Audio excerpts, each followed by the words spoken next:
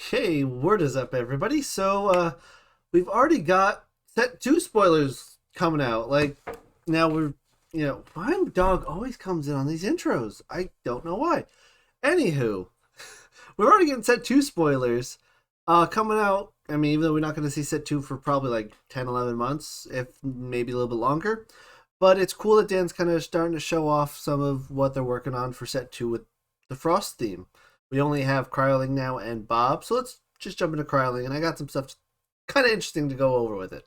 So Cryoling, so 1/3 for one Frost.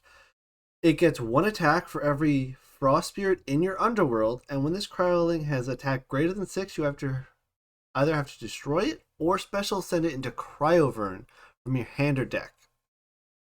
So it can get 2/6 attack with 5 spirits in your underworld.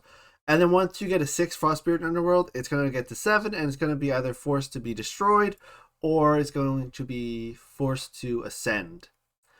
Which is interesting. There's a lot of weird things you can do with that. I think the funniest thing I've seen so far that someone mentioned in Discord earlier is that you could literally start your game by mulliganing 3 times to 14, pitching Frost, start the game, hope to have a Cryoling in your opening hand, and instantly ascend into Cryovern.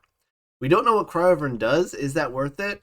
I can almost assuredly say that's not worth it at any stage of the meta to start by just starting with 6 spirits in your underworld and hope to draw a card. Because now, if you don't Cryoling in your opening hand, you gotta now expend spirits to find it and draw it. Definitely not worth it.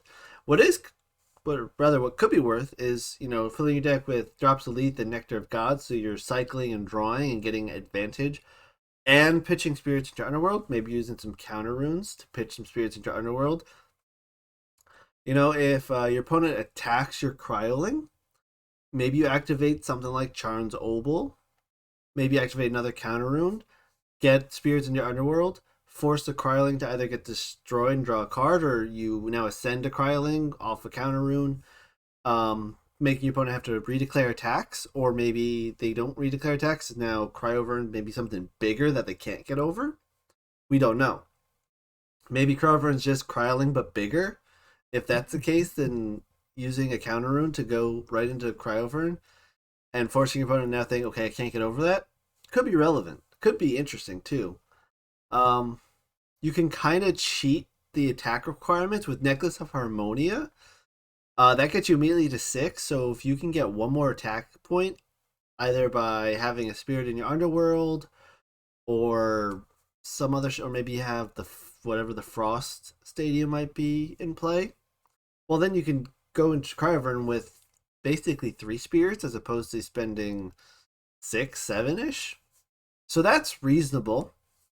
Maybe Cryoling, you let it get destroyed, and you rise from the ashes of it to now ascend into Cryovern. That's a possibility. Because if you rise a Cryoling, you have 1 from the destruction in your underworld, then you have 3 from Rise of the Ashes in the underworld now. So Cryoling will become +4 attack, it'd be a 5 attacker.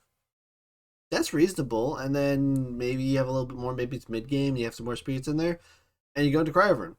Those are possible, or you just Nog and Leith and cycle through cards to get enough into the underworld to do it.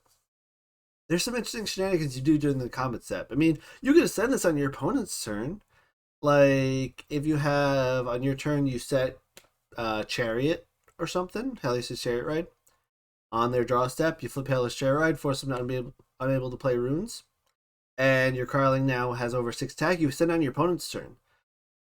That's pretty interesting that you can do, because if you can special send on your opponent's turn, it might throw them off. Maybe Cryovern has some kind of shutdown mechanic or something.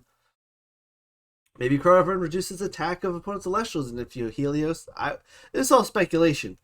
But you can do some shenanigans with it. There's some fun things you can do with Cryoling and the 6 spirits in your underworld shenanigans. A couple things I want to touch on. We don't really know what Frost is doing yet. We have 2 Frost cards. We have Bob, which shuts down 2 runes, and we have Cryoling, which is kind of this big attacker that, honestly, if you're trying to get a 6 attacker to stick on board, you might just want to go for like Viserys or Tectorus or Valkyries or any of the 5 attackers with a stadium. Those will probably be better 1-drop attackers. But Cryling is fun. I think it's interesting to see Frost interact with the underworld, or at least want spirits in the underworld. Maybe we see like a woolly mammoth that's frozen in ice or something if there's not enough spirits in the underworld. Like there's some fun stuff that Frost can kind of do that kind of makes sense. Or maybe you're making like a snow mound or a snow pile in your underworld of frost spirits. I'm grasping at straws for a theme here, but I don't think it's a terrible theme to see some underworld shenanigans in Frost.